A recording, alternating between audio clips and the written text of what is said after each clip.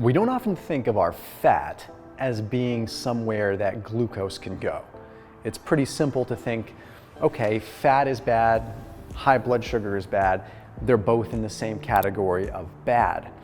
But different kinds of fat do different things. And I'm going to share with you how you can increase a specific kind of fat that can actually help lower your blood sugar levels. Sounds pretty wild, but there's pretty concrete data surrounding it. So let's go ahead and jump in with this.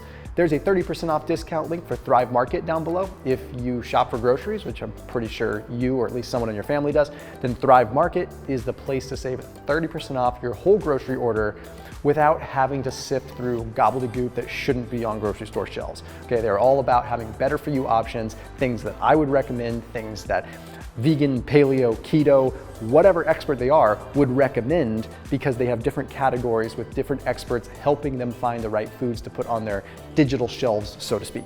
So that link down below will save you 30% off your whole grocery order, whether you spend $100, $1,000, $5 million, whatever. That link is down below. And you'll also get a free $50 gift when you do use the link that's down below. So check them out, first line of the description. Okay, so when we exercise, researchers have seen that we secrete this thing called irisin. It is a myokine. Okay, now a myokine is basically a signaling device or sort of a hormone-like molecule that is secreted out of our muscle. It's kind of complicated, but at the same time, it's just, I want you to think of your muscle as like an organ system rather than just an appendage hanging on our body. Now, what's interesting is most of us know that the muscle soaks up glucose, right? Like we know if we have high levels of blood sugar, if we go and we exercise, the blood sugar is going to go down. Or we also know that the more muscle that we carry, the higher it is to spike our glucose because it has a place to go. And that's all fine and dandy. But it turns out that brown fat soaks up a lot of glucose. Quickly, just to give context, there's a study that was published in the journal Nature Reviews that when they exposed people to cold temperature, like cold exposure, cold water immersion, cold room, whatever, cold exposure, there was 10 times the amount of glucose uptake into brown fat than into white fat. So white fat is just the nasty fat that you have on your body that has no real purpose other than insulation, really. Okay, the white fat has very little glucose management capabilities, whereas the brown fat soaks up that glucose and uses it as heat. It dissipates that glucose as heat, which is hugely advantageous for you. So what does this have to do with anything? Well, now researchers have seen that when we exercise, we secrete this thing called irisin. And this irisin acts as a messenger. It travels downstream to the mitochondria, and it actually turns white fat into brown fat. Okay, so it's literally turning white fat, nasty, unsightly, boring, insulative white fat, and making it metabolically active. The more that we do that, even if you're not seeing body composition changes by your workouts, the sheer act of moving your muscles and resistance training will increase how much of your fat turns to brown fat, which eventually will soak up more glucose. So irisin directly stimulates GLUT4. That's the transporter for glucose. It directly stimulates the transporter for glucose to come to the surface of the brown fat tissue.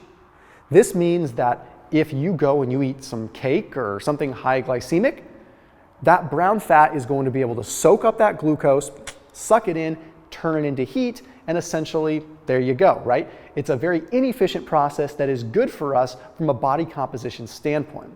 Now, how you increase your levels of brown fat and increase your levels of irisin, there's a few things that you can do. Okay, for one, resistance training. There's a study that was published in the journal Physiological Research that demonstrated that when participants were doing 60 minutes of exercise, cardio versus resistance training was the one that allowed the secretion of irisin. So if you're trying to get brown fat, cardio is great, but resistance training is better. Cold immersion will help the beiging or the browning of white fat, but it's more the exercise that draws the change, and the cold exposure draws the charge, draws the benefit of it. Okay, so do the exercise, do the resistance training to earn the brown fat, and then do the cold exposure to get the benefit from the brown fat. The more brown fat you have, the more you will benefit from cold exposure. Fasting, training in a fasted state, this can stimulate the beiging as well. So it can stimulate more overall brown fat. And even heat exposure to a certain degree can affect chaperoning proteins that might make you more efficient at basically thermoregulating, right? Basically making it so that you can create more brown fat in other situations. There are some wraparound studies that demonstrate the presence of ketones can actually cause brown fat to form or white fat to turn to brown fat. But the problem with that is it's difficult to extrapolate in the data. Is it the absence of carbohydrates or is it the presence of ketones that are browning the white fat? So we really have to look at that. So I don't think you could just potentially take exogenous ketones, but you could put yourself in a glycogen depleted state where you train for 3 or 4 days with very low carb and then train in that state for a couple more days just so that you are consistently reminding your body to kind of develop these different processes and more mitochondrial density. So as always, keep it locked in here on my channel and I'll see you tomorrow.